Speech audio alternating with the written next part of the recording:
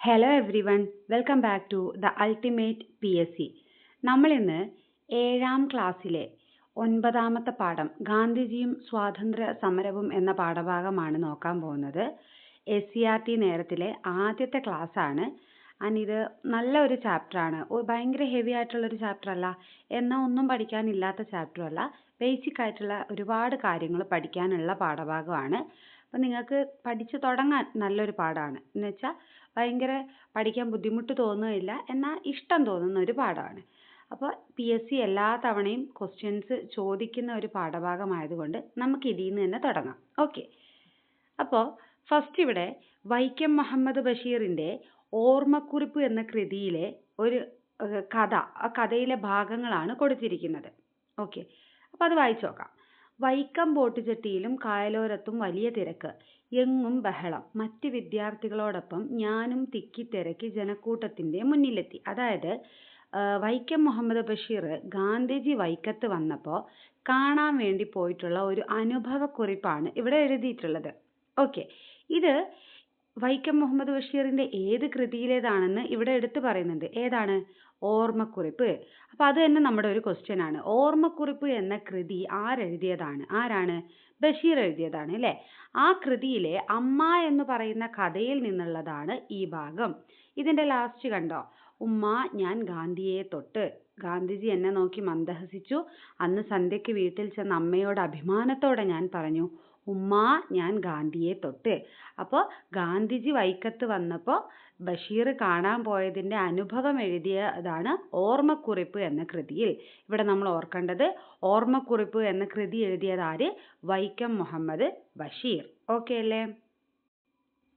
അപ്പോൾ ഇവിടെ നമുക്ക് ഡേറ്റ് കൂടെ ഓർത്തു വെക്കാം. എന്നാണ് ഗാന്ധിജി വൈക്കം സത്യാഗ്രഹം സന്ദർശിച്ചത്? അത് 1925 മാർച്ച് 8-നാണ് കേട്ടോ. മാർച്ച് 8-ന്.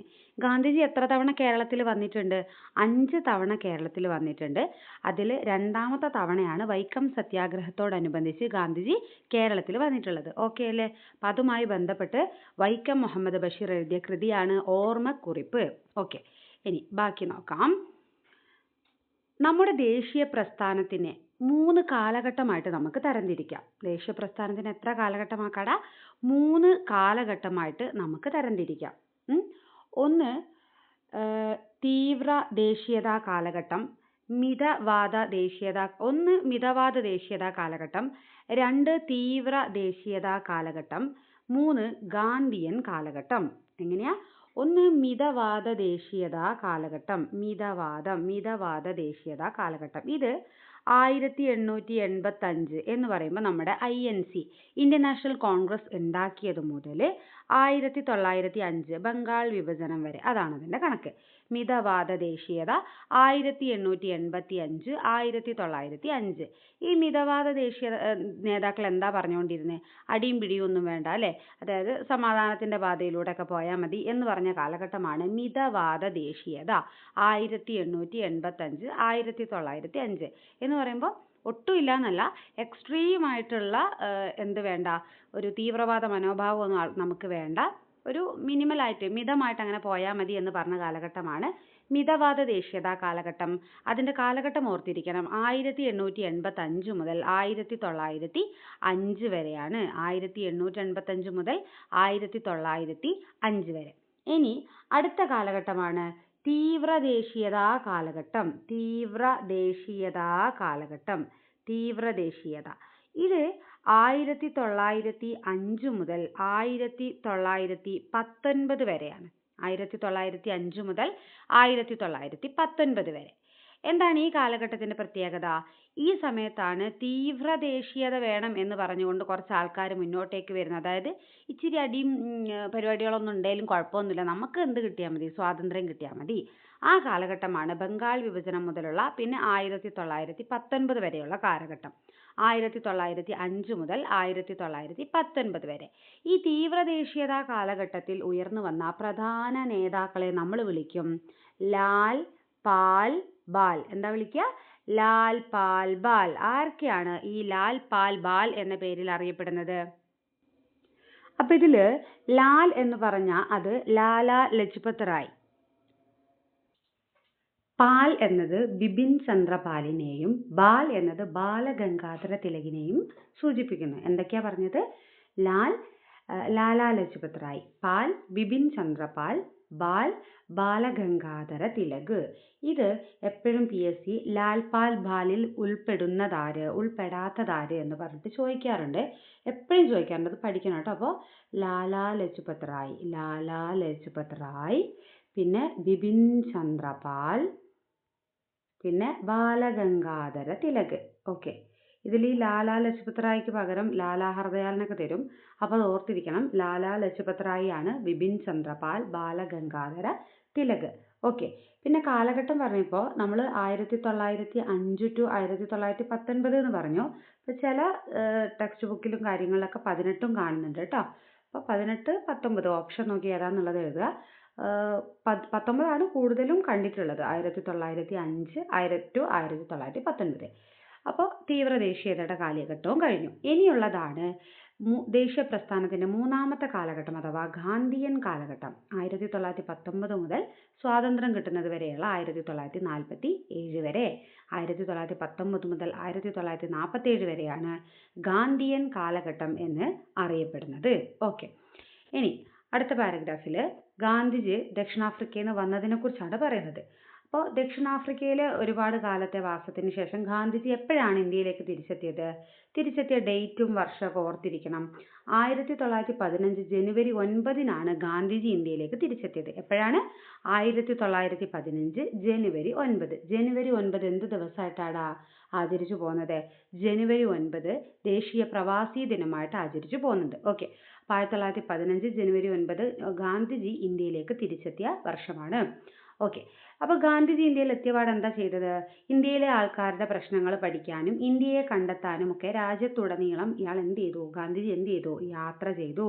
ഓക്കെ, പിന്നെ ഗാന്ധിജിയുടെ ലൈഫ് സ്റ്റൈൽ എന്നൊക്കെ പറയുന്നത് ഭയങ്കര ലളിതമായിട്ടുള്ള ജീവിത രീതികൾ, വളരെ ലളിതമായിട്ടുള്ള വസ്ത്രധാരണയൊക്കെയാണ് ഗാന്ധിജിക്ക് ഉണ്ടായിരുന്നത്. ആൾക്കാരുമായിട്ട് അവരുടെ അതേ ഭാഷയിലാണ് ഗാന്ധിജി സംസാരിക്കുന്നത്. അങ്ങനെ ഗാന്ധിജി അഹിംസയിൽ അധിഷ്ഠിതമായ പുതിയൊരു സമര രീതി, ഇതുവരെ അവിടെ ഇന്ത്യയിൽ കാണാത്ത പുതിയൊരു സമര രീതി ഗാന്ധിജി രൂപപ്പെടുത്തി. അതാണ് ഏത്? സത്യാഗ്രഹം. അല്ലേ? എഴുതിയത് നോക്കണം. എഴുതിയത് എങ്ങനെയാണ് എഴുതിയേക്കുന്നത്? സത്യാഗ്രഹം. നമ്മൾ എന്താ പറയാ? സത്യാഗ്രഹം. അല്ലേ? സത്യാഗ്രഹം എന്നാണ് ഉള്ളത്. അല്ല, സത്യഗ്രഹം. സത്യത്തെ മുറുകെ പിടിക്കൽ, സത്യാഗ്രഹം. അപ്പോൾ സത്യാഗ്രഹം എന്ന് പറയുന്ന പുതിയൊരു സമര രീതി ഗാന്ധിജി രൂപപ്പെടുത്തി. ഇദ്ദേഹത്തിന്റെ ഈ ഒരു ആശയ പ്രചരണത്തിന് വേണ്ടിയിട്ട്, ഈ സത്യാഗ്രഹം എന്ന് പറയുന്ന സമര രീതിയുടെ ആശയ പ്രചരണത്തിന് വേണ്ടിയിട്ട് ഗാന്ധിജി ഒരു ആശ്രമം സ്ഥാപിച്ചു. എവിടെയാണ് സ്ഥാപിച്ചത്? അഹമ്മദാബാദ്, ഗുജറാത്തിലെ അഹമ്മദാബാദിലാണ് സ്ഥാപിച്ചത്. ആശ്രമത്തിന്റെ പേര് സബർമതി എന്ന് പറയുന്ന ആശ്രമമാണ് ഗുജറാത്തിലെ അഹമ്മദാബാദിൽ ഗാന്ധിജിയുടെ ആശയ പ്രചരണത്തിന് വേണ്ടി സ്ഥാപിച്ചത്. എന്താ പേര്? സബർമതി ആശ്രമം. ഏത് വർഷമാണ് ഗാന്ധിജി സബർമതി ആശ്രമം സ്ഥാപിച്ചത്? 1915 തന്നെ, അതായത് ദക്ഷിണാഫ്രിക്കയിൽ നിന്നും മടങ്ങി വന്ന അതേ വർഷം തന്നെയാണ് സബർമതി ആശ്രമം സ്ഥാപിച്ചത്. അത് സബർമതി നദിയുടെ തീരത്തായതുകൊണ്ടാണ് അതിന് അങ്ങനെ ഒരു പേര് കൊടുത്തിട്ടുള്ളത്. ഓക്കെ അല്ലേ? അപ്പോൾ ഇവിടെ ഈ പാരഗ്രാഫിൽ നമുക്ക് എന്തൊക്കെ പഠിക്കാനുള്ളത്? ഗാന്ധിജി ദക്ഷിണാഫ്രിക്കയിൽ നിന്നും തിരിച്ചെത്തിയ വർഷം 1915 ജനുവരി 9. ഗാന്ധിജി അങ്ങനെ പുതിയൊരു സമര രീതി കൊണ്ടുവരികയാണ്. അതിന്റെ പേരാണ് സത്യാഗ്രഹം. ഗാന്ധിജി ആശയ പ്രചരണത്തിന് വേണ്ടി തുടങ്ങിയിട്ടുള്ള ആശ്രമമാണ് സബർമതി ആശ്രമം. കൊണ്ടുവന്ന വർഷം 1915 മെയ് 25. എവിടെയാണ് ആശ്രമം സ്ഥാപിച്ചത്? ഗുജറാത്തിലെ അഹമ്മദാബാദിലാണ് സബർമതി ആശ്രമം സ്ഥാപിച്ചത്. അങ്ങനെ ഗാന്ധിജി പുതിയ സത്യാഗ്രഹ രീതികളും കാര്യങ്ങളൊക്കെ കൊണ്ടുവന്ന് ഗാന്ധിജി ഇന്ത്യയുടെ ദേശീയ സമരത്തിലേക്ക് ഇറങ്ങുകയാണ്. ഓക്കെ, അപ്പോൾ എന്താണ് സത്യാഗ്രഹം എന്നുള്ളത് ഇവിടെ പറയുന്നുണ്ട്. സത്യാഗ്രഹം എന്നാൽ സത്യത്തെ മുറുകെ പിടിക്കുക എന്നാണ് അർത്ഥം. സത്യാഗ്രഹം അഹിംസയിൽ അധിഷ്ഠിതമായിരുന്നു. സത്യാഗ്രഹി തിന്മയെ വെറുക്കുന്നു, എന്നാൽ തിന്മ ചെയ്യുന്ന ആളിനെ വെറുക്കുന്നില്ല. അപ്പൊ സത്യാഗ്രഹം എന്നുള്ള ടേം എങ്ങനെ എഴുതുക എന്നുള്ളതൊന്ന് നോക്കി വെച്ചോ. പദശുദ്ധിയിലൊക്കെ നമുക്ക് കാണാം. ഓക്കെ, ഇനി ദക്ഷിണാഫ്രിക്കയിൽ നിന്നും ഗാന്ധിജി അങ്ങനെ ഇന്ത്യയിലേക്ക് തിരിച്ചെത്തുന്നു. സത്യാഗ്രഹം എന്ന് പറയുന്ന സമര രീതി കൊണ്ടുവരുന്നു. ഇനി നമ്മൾ പറയുന്നത് ഗാന്ധിജി ഇങ്ങനെ ഈ ഒരു സമര രീതിയും വെച്ച് ആദ്യകാലത്ത് മുന്നിട്ടിറങ്ങിയിട്ടുള്ള സമരങ്ങളെ കുറിച്ചാണ് പറയുന്നത്. ഓക്കെ, അപ്പോൾ ഗാന്ധിജി ആദ്യമായിട്ട് നേതൃത്വം വഹിച്ച സമരമാണ് 1917 ചമ്പാരൻ സത്യാഗ്രഹം. ഏതാടാ? ഗാന്ധിജി ആദ്യമായിട്ട് നേതൃത്വം വഹിച്ച സമരം ഏതാണ്? 1917 ചമ്പാരൻ സത്യാഗ്രഹം. എന്തിനാണ് ഈ ചമ്പാരൻ സത്യാഗ്രഹം നടന്നത്? അത് ബീഹാറിലെ ചമ്പാരനിൽ നീലം കർഷകരെ, തോട്ടം ഉടമകളായ വെള്ളക്കാർ ചൂഷണം ചെയ്തതിനെതിരെയായിരുന്നു ഈ സത്യാഗ്രഹം. ഓക്കെ, എന്തിനു വേണ്ടിയിട്ട്? ചമ്പാരൻ എന്ന് പറയുന്നത് എവിടെയാന്നുള്ളത് എപ്പോഴും ചോദിക്കാറുണ്ട്. ബീഹാറിലാണ്. നമുക്ക് തെറ്റിപ്പോകും. കാരണം ഒട്ടുമിക്ക സമരങ്ങളും നടന്നിട്ടുള്ളത് ബംഗാൾ പ്രവിശ്യയിലായതുകൊണ്ട് നമ്മൾ ഓപ്ഷനിൽ ബംഗാൾ ഉണ്ടാവും. അപ്പോൾ അതിലോട്ട് പോവാനുള്ള സാധ്യത കൂടുതലാണ്. ഓർത്തു വെക്കണം. ചമ്പാരൻ സത്യാഗ്രഹം നടന്നത് ബീഹാറിലാണ്. ഇപ്പൊ ബീഹാറിലെ ചമ്പാരനിൽ നീലം കർഷകരെ ചൂഷണം ചെയ്യുന്നതുമായി ബന്ധപ്പെട്ട് വന്ന സമരമാണ് 1917 ചമ്പാരൻ സത്യാഗ്രഹം. ഓക്കെ, ആര് പറഞ്ഞിട്ടാണ് ഗാന്ധിജി ഈ സമരത്തിലേക്ക് വന്നത് എന്നറിയോ? ആരാണ്? രാജ്കുമാർ ശുക്ല എന്ന് പറയുന്ന ഒരാളാണ് കേട്ടോ. രാജ്കുമാർ ശുക്ല. അതൊക്കെ ചോദിച്ചിട്ടുണ്ട്. ഇതിപ്പോൾ 7ാം ക്ലാസ്സിലെ ടെക്സ്റ്റ് ആയതുകൊണ്ടാണ് ഇതില്ലാത്തത്. നമ്മൾ വലിയ ക്ലാസ്സിലായിട്ട് അത് വായിക്കും, അതുണ്ട്. ഓക്കെ, അപ്പോൾ രാജ്കുമാർ ശുക്ലയുടെ നിർദ്ദേശപ്രകാരമാണ് ഗാന്ധിജി ചമ്പാരൻ സന്ദർശിക്കുന്നത്. അങ്ങനെ ഈ സമരത്തിന്റെ ഭാഗമാവുന്നത്. ഗാന്ധിജി സമരത്തിന്റെ ഭാഗമായതോടുകൂടെ കർഷകർക്ക് ആശ്വാസമായ തീരുമാനങ്ങൾ ആരെടുത്തു? ബ്രിട്ടീഷുകാർ എടുത്തു. അപ്പോൾ ഗാന്ധിജിയുടെ ആദ്യത്തെ സമരം 1917 ചമ്പാരൻ സത്യാഗ്രഹം. ഓക്കെ അല്ലേ? അപ്പോൾ 1915 ഗാന്ധിജി തിരിച്ചെത്തുന്നു. ആദ്യ സമരം 1917 ചമ്പാരൻ സത്യാഗ്രഹം. ഇതിൻ്റെ ഇടയിൽ കൺഫ്യൂഷൻ ഉണ്ടാക്കുന്ന ഒരു കാര്യം ഞാൻ പറയാം. ഗാന്ധിജി ആദ്യമായിട്ട് പങ്കെടുത്ത പൊതുപരിപാടി ഏതാണെന്ന് ചോദിച്ചാൽ അത് ഇതല്ല. അത് 1916 ബനാറസ് ഹിന്ദു സർവകലാശാല യൂണിവേഴ്സിറ്റിയുടെ ഇനാഗുറേഷനാണ്, ഉദ്ഘാടനത്തിനാണ് ഗാന്ധിജി പങ്കെടുത്തിട്ടുള്ളത്. ഓക്കെ, അപ്പോൾ അത് ആദ്യമായി പങ്കെടുത്ത പൊതുപരിപാടിയാണ്. ഇതെന്താ? പങ്കുവഹിച്ച ആദ്യത്തെ ദേശീയ സമരം ഏതാണ്? ദേശീയ സമരമല്ല, സമരം ഏതാണെന്ന് ചോദിച്ചാൽ അത് ചമ്പാരൻ സത്യാഗ്രഹമാണ്. ഓക്കെ, അടുത്തത് ഗാന്ധിജി തൊഴിലാളികൾക്ക് വേണ്ടി പങ്കെടുത്ത സമരമാണ്. ഇത് കർഷകർക്ക് വേണ്ടിയിട്ടാണ് അല്ലേ? ഇനി തൊഴിലാളികൾക്ക് വേണ്ടി ഗാന്ധിജി പങ്കെടുത്ത സമരമാണ് അഹമ്മദാബാദ് തുണിമിൽ സമരം 1918. എപ്പോഴാണ്? 1918 അഹമ്മദാബാദ് തുണിമിൽ സമരം. തുണിമിൽ തൊഴിലാളികളുടെ വേതന വർധനവിന്, മറ്റേതെന്താ? കർഷകരെ തോട്ടമുടമകൾ ചൂഷണം ചെയ്തതിനെതിരെ. ഇത് വേതന വർധനവിന് വേണ്ടി സമരം കൊണ്ടുവന്നു. തൊഴിലാളികൾക്ക് വേണ്ടി അഹമ്മദാബാദ് തുണിമിൽ സമരം എന്നറിയപ്പെടുന്നു. ഗാന്ധിജിയുടെ ആദ്യത്തെ നിരാഹാര സത്യാഗ്രഹമായിരുന്നു ഇത്. ഇമ്പോർട്ടൻ്റ് ആണ്. അപ്പം ഗാന്ധിജിയുടെ ആദ്യ സമരം ചോദിച്ചാൽ അത് 1917 ചമ്പാരനാണ്. ഗാന്ധിജിയുടെ ആദ്യ നിരാഹാര സത്യാഗ്രഹം ചോദിച്ചാൽ അത് 1918 ഗാന്ധിജി അഹമ്മദാബാദിൽ തുണിമിൽ തൊഴിലാളികൾക്ക് വേണ്ടി നടത്തിയ സമരമാണ്. ഇതേ വർഷം, ഏത് വർഷം? 1918 ഗുജറാത്തിൽ ഖേദ സമരത്തിലും ഗാന്ധിജി പങ്കുവഹിച്ചിട്ടുണ്ട്. ഏതാണ്? 1918 2 സമരങ്ങളുണ്ട് ഗാന്ധിജിയെ പറ്റി ഓർക്കാൻ. 1918 അഹമ്മദാബാദ് തുണിമിൽ സമരം, 1918 ഖേദ സത്യാഗ്രഹം. എവിടെയാടാ ഖേദ?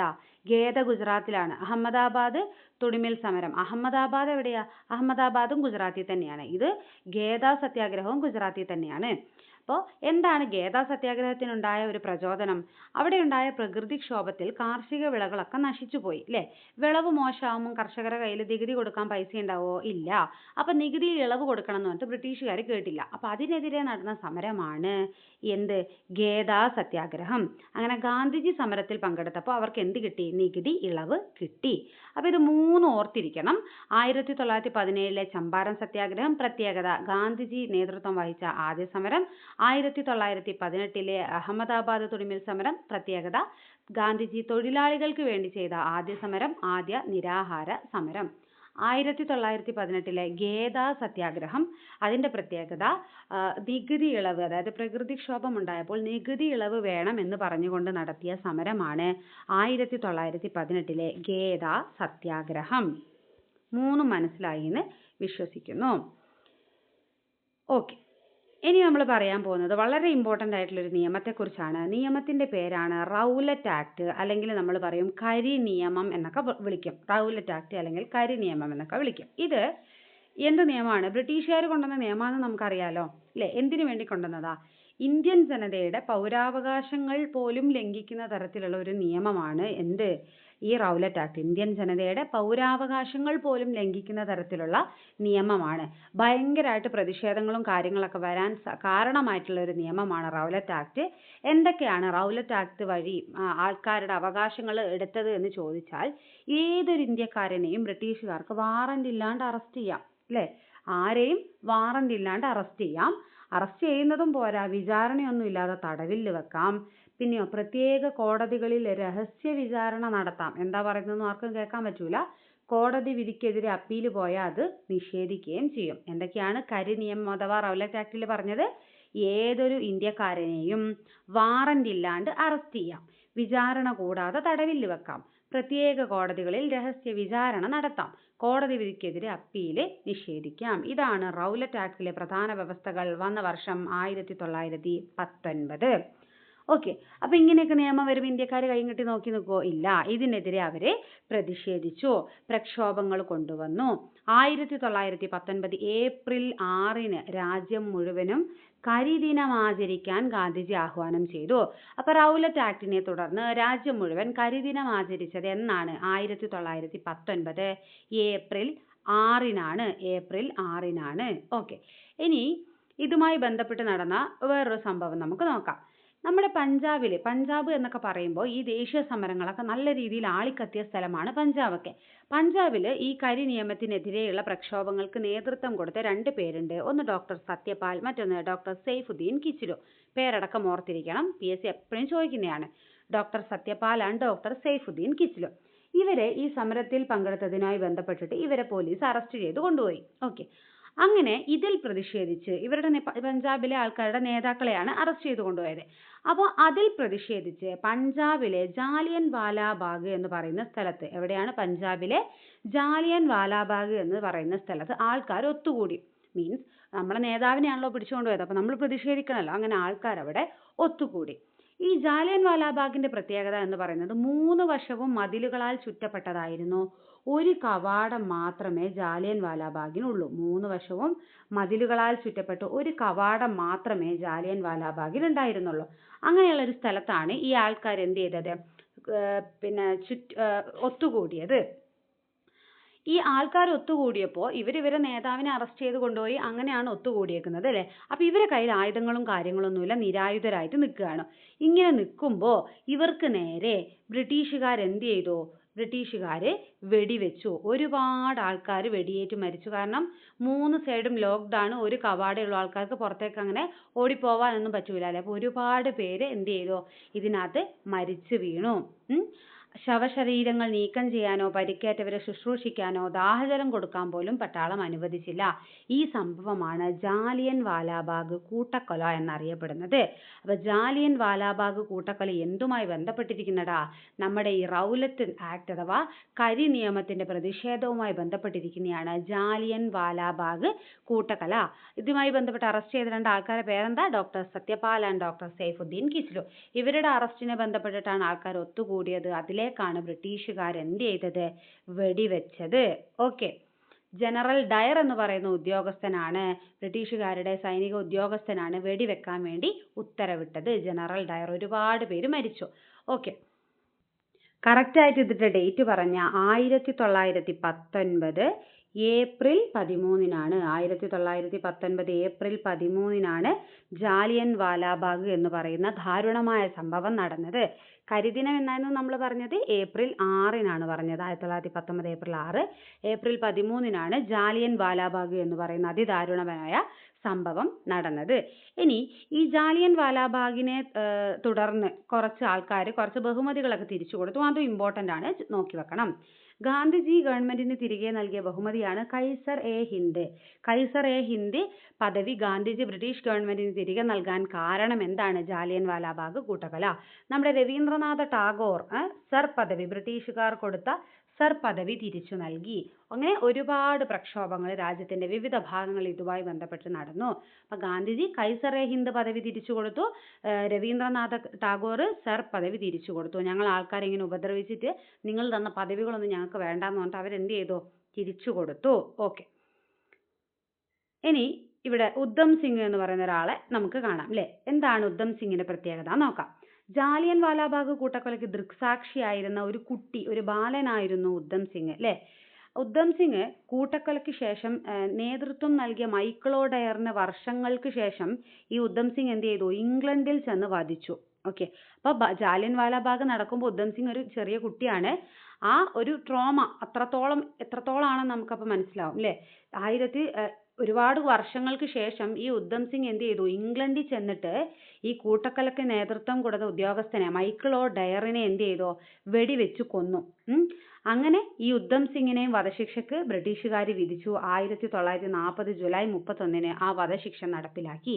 1940 ജൂലൈ 31 ഉദ്ധം സിംഗിനെ വധശിക്ഷക്ക് വിധേയനാക്കിയത്. ഓക്കെ അല്ലേ. ഇനി എന്താണ് ഖിലാഫത്ത് പ്രസ്ഥാനം? എപ്പോഴും ചോദിക്കുന്നതാണ് ഖിലാഫത്ത് പ്രസ്ഥാനം. ഈ പാഠത്തിൽ അങ്ങനെ നമുക്ക് കളയാൻ വേണ്ടിയിട്ടൊന്നുമില്ല കേട്ടോ.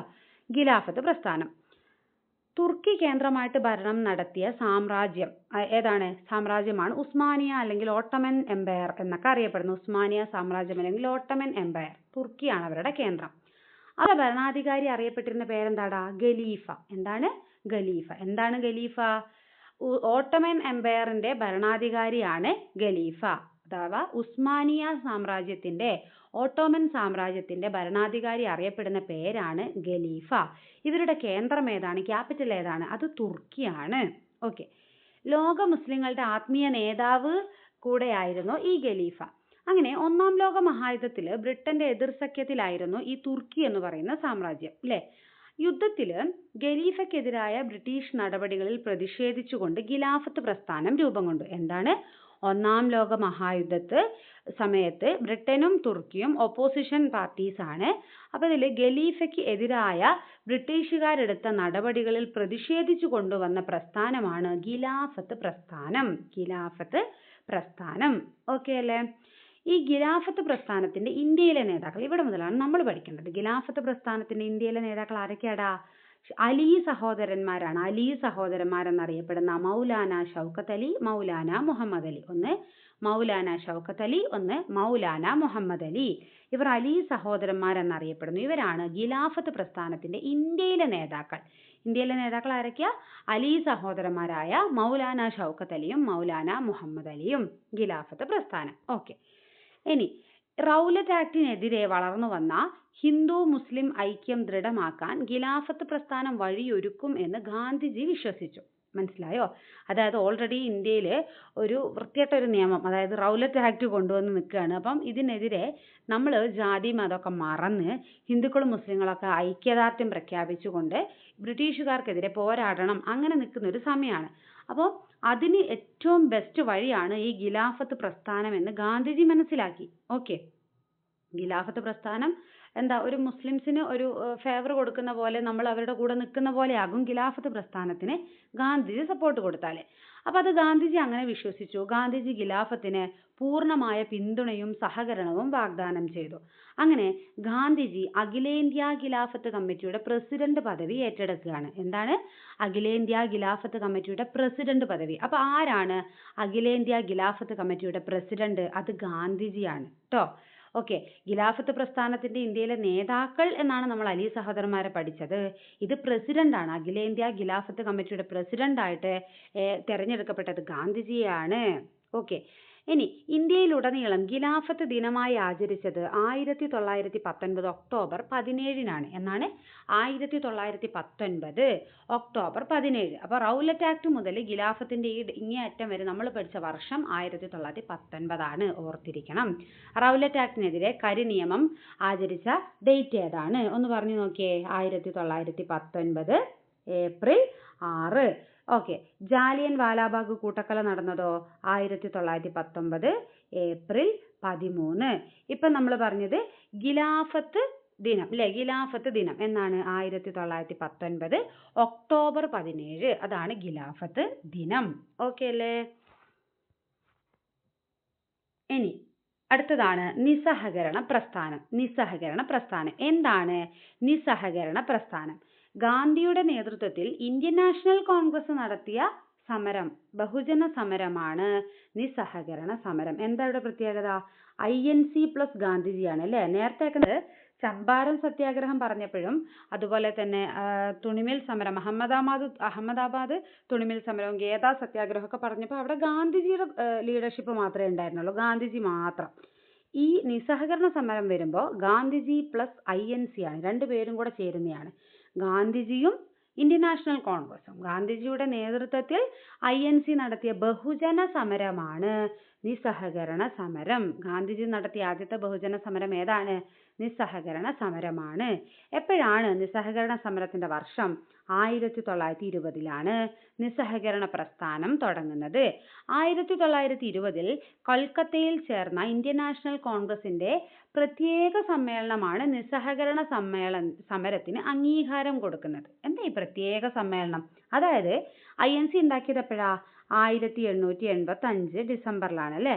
അപ്പോൾ എല്ലാ വർഷവും ഓരോ വർഷം കഴിയുമ്പോൾ ഡിസംബർ മാസത്തിലാണ് INCന്റെ സമ്മേളനങ്ങൾ വിളിച്ചു ചേർക്കുന്നത്. അതായത് 85 ഉണ്ടാക്കി 86 ഡിസംബറിൽ വിളിച്ചു ചേർക്കുന്നു, 87 ഡിസംബറിൽ വിളിച്ചു ചേർക്കുന്നു, അങ്ങനെ. ഇനി ഇപ്പൊ ഈ 86 ഡിസംബർ ടു 87 ഡിസംബർ ആണല്ലോ ഒരു സമ്മേളനത്തിന്റെ കാലാവധി.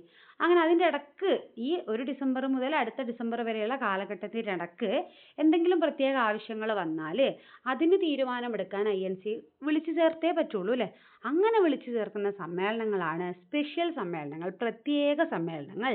അങ്ങനെ 1920 കൊൽക്കത്തയിൽ INC ഒരു സ്പെഷ്യൽ സമ്മേളനം വിളിച്ചു. ആ സ്പെഷ്യൽ സമ്മേളനത്തിലാണ് നിസ്സഹകരണ സമരത്തിന് അംഗീകാരം കൊടുത്തത്. അപ്പോൾ ഓരോ INC സമ്മേളനത്തിനും ഓരോ പ്രസിഡന്റ് ഉണ്ടാകും അല്ലേ? അങ്ങനെ ഈ 1920 പ്രത്യേക സമ്മേളനത്തിന്റെ അധ്യക്ഷ പദവി വഹിച്ചത് അത് ലാലാ ലജ്പത് റായ് ആണ്. ലാലാ ലജ്പത് റായ്. എവിടെ വെച്ചാണ് നടന്നതെന്ന് നമ്മൾ പറഞ്ഞു. എവിടെ വെച്ചാണ് നടന്നത്? കൊൽക്കത്തയിൽ വെച്ചിട്ടാണ് നടന്നത്. അപ്പോൾ 1920 കൊൽക്കത്ത സെഷൻ, INC സെഷന്റെ പ്രസിഡന്റ് ആരാടാ? ലാലാ ലജ്പത് റായ്. എന്താ പ്രത്യേകത? നിസ്സഹകരണ സമരത്തിന് അംഗീകാരം നൽകിയ സമ്മേളനമാണ് 1920 കൊൽക്കത്ത സെഷൻ. പ്രസിഡന്റ് ലാലാ ലജ്പത് റായ്. അപ്പൊ ഞാൻ പറഞ്ഞു വാർഷിക സമ്മേളനം ഡിസംബറിൽ വേറെ ഉണ്ടാകും അല്ലേ? അപ്പൊ 1920 തന്നെ ഡിസംബറിൽ INCയുടെ വാർഷിക സമ്മേളനം നടന്നു. ഈ വാർഷിക സമ്മേളനം നടന്നത് അതിന്റെ അധ്യക്ഷൻ ആരായിരുന്നു? അതിന്റെ അധ്യക്ഷൻ C. വിജയ രാഘവൻ ആചാര്യാണ്. ആരാണ്? C. വിജയ രാഘവൻ ആചാരി. അത് നടന്നത് നാഗ്പൂറിലാണ്. അപ്പൊ 1920 നാഗ്പൂർ സെഷന്റെ അധ്യക്ഷൻ ആരാന്ന് ചോദിച്ചാൽ വിജയരാഘവൻ ആചാര്യയും 1920 കൊൽക്കത്തയിലെ സ്പെഷ്യൽ സെഷന്റെ അധ്യക്ഷൻ ആരാന്ന് ചോദിച്ചാൽ അത് ലാലാ ലജ്പത് റായിയുമാണ്. സ്പെഷ്യൽ സെഷനിൽ വെച്ചിട്ടാണ് നിസ്സഹകരണ പ്രസ്ഥാനത്തിന് അംഗീകാരം നൽകിയത്. ഓക്കെ. ഇനി ഗാന്ധിജി നിസ്സഹകരണ സമരം തുടങ്ങുന്നതിന് മുമ്പായിട്ട് വൈസ്രോയ്ക്ക് ഒരു കാര്യം എഴുതി. അതെന്താണെന്ന് നമുക്ക് നോക്കാം. ഭരണാധികാരി അധികാര ദുർവിനിയോഗം ചെയ്താൽ അവനെ അനുസരിക്കാതിരിക്കാൻ പുരാതന കാലം മുതലേ പ്രജകൾക്ക് അവകാശമുണ്ട്. അപ്പൊ ഈ കോഡ്സ് ഒക്കെ തന്നിട്ട് എങ്ങനെയാ ചോദിക്കുക? ഇത് ആര് പറഞ്ഞു എന്നല്ല കൂടുതലായിട്ട് ചോദിക്കുക, ഇത് ഏത് സംഭവവുമായി ബന്ധപ്പെട്ടിരിക്കുന്നു എന്നാണ് ചോദിക്കുക. അപ്പോൾ ഇവിടെ പറയുന്നത് ഭരണാധികാരികൾ മര്യാദയ്ക്ക് നോക്കിയില്ലെങ്കിൽ ഞങ്ങൾ അനുസരണക്കേട് കാണിക്കും എന്നാണല്ലോ ഗാന്ധിജി പറഞ്ഞത്. അപ്പോൾ എങ്ങനെ ആലോചിക്കാം? ഭരണാധികാരികൾ ഞങ്ങളെ മര്യാദയ്ക്ക് നോക്കിയില്ലെങ്കിൽ ഞങ്ങൾ എന്ത് ചെയ്യൂല? ഭരണാധികാരികളുമായിട്ട് സഹകരിക്കൂല എന്ന് ഓർത്താൽ മതി. സഹകരിക്കൂല, നിസ്സഹകരണം. അപ്പൊ നിസ്സഹകരണ പ്രസ്ഥാനത്തിന് മുന്നോടിയായിട്ട് ഗാന്ധിജി എഴുതിയതാണ് ഇത്. ഇനി നിസ്സഹകരണം, നമ്മൾ സഹകരിക്കില്ല എന്നാണല്ലോ അതിന്റെ അർത്ഥം. അപ്പൊ ഏതൊക്കെ രീതിയിലാണ് നമ്മളുടെ ഈ സഹകരണ ഇല്ലായ്മ നമ്മൾ കാണിക്കുന്നത്? 2 ടൈപ്പിലാണ് അതുള്ളത്. നിസ്സഹകരണ സമരമുറകൾ 2 രീതിയിലാണുള്ളത്. ഒന്ന് ബഹിഷ്കരണ പ്രവർത്തനങ്ങൾ, ബ്രിട്ടീഷുകാരുടെ പല കാര്യങ്ങളും നമ്മൾ ബഹിഷ്കരിക്കുന്നു. പിന്നെയോ ക്രിയാത്മക പ്രവർത്തനങ്ങൾ എന്ന് പറയുമ്പോൾ നമ്മുടേതായ ക്രിയേറ്റീവ് ആയിട്ടുള്ള കുറേ കാര്യങ്ങൾ നമ്മൾ കൊണ്ടുവരുന്നു. ഒന്ന് ബഹിഷ്കരണ പ്രവർത്തനങ്ങൾ, 2 ക്രിയാത്മക പ്രവർത്തനങ്ങൾ. ബഹിഷ്കരണ പ്രവർത്തനം എന്ന് പറഞ്ഞാൽ ബ്രിട്ടീഷുകാരുടെ കുറേ കാര്യങ്ങൾ നമ്മൾ ബഹിഷ്കരിക്കുന്നു. ക്രിയാത്മക പ്രവർത്തനങ്ങൾ എന്ന് പറഞ്ഞാൽ നമുക്ക് ക്രിയേറ്റീവായിട്ട് ഉള്ള കുറേ കാര്യങ്ങൾ ഇന്ത്യക്കാർ കൊണ്ടുവരുന്നു. എന്തൊക്കെയാണ് ബഹിഷ്കരണ പ്രവർത്തനങ്ങളിൽ വരുന്നത്? വിദേശ വസ്ത്രം ബഹിഷ്കരിക്കുന്നു, നികുതി നിഷേധിക്കുന്നു, പദവികൾ, ഉദ്യോഗങ്ങൾ ഇതൊക്കെ ഉപേക്ഷിക്കുന്നു. ബ്രിട്ടീഷ് പദവികൾ, ബ്രിട്ടീഷ് ഉദ്യോഗങ്ങൾ എന്നിവ ഉപേക്ഷിക്കുന്നു. കോടതി ബഹിഷ്കരിക്കുന്നു. എന്തൊക്കെയാ? വിദേശ വസ്ത്രം, നികുതി, പദവി, ഉദ്യോഗങ്ങൾ, പിന്നെ കോടതി ബഹിഷ്കരണം. ഇനിയോ ഈ ബഹിഷ്കരണ പ്രവർത്തനങ്ങൾ എക്സാമിന് നമുക്ക് മാറിപ്പോവാനൊന്നും സാധ്യതയില്ല. ബഹിഷ്കരണമാണ്, നമുക്ക് വായിക്കുമ്പോൾ തന്നെ മനസ്സിലാകും. ക്രിയാത്മക പ്രവർത്തനങ്ങളിലാണ് ഒന്ന് ശ്രദ്ധിക്കേണ്ടത്. എന്തൊക്കെയാണ് ക്രിയാത്മക പ്രവർത്തനങ്ങൾ? ഹിന്ദു മുസ്ലിം ഐക്യം ഞങ്ങൾ കൊണ്ടുവരും. ഖാദി വസ്ത്രങ്ങൾ, അതായത് വിദേശ വസ്ത്രം ബഹിഷ്കരിക്കുമ്പോൾ ഞങ്ങളുടെ ഖാദി വസ്ത്രങ്ങൾ ഞങ്ങൾ പ്രചരിപ്പിക്കുന്നു. ഖാദി വസ്ത്രങ്ങളുടെ പ്രചരണം. ഐത്തോച്ചാടനം, പിന്നെ ദേശീയ വിദ്യാലയങ്ങൾ സ്ഥാപിക്കുന്നു. ഇത്രയും കാര്യങ്ങളാണ് ക്രിയാത്മക പ്രവർത്തനങ്ങളിൽ മെയിനായിട്ട് പറയുന്നത്. ഹിന്ദു മുസ്ലിം ഐക്യം, ഖാദി വസ്ത്രങ്ങളുടെ പ്രചാരണം, ഐത്തോച്ചാടനം, ദേശീയ വിദ്യാലയങ്ങൾ സ്ഥാപിക്കൽ. ഓക്കെ, ഇനിയുള്ളതാണ് മലബാർ കലാപം. ഇനി ചാപ്റ്റർ 2 ഒന്ന് നോക്കട്ടെ.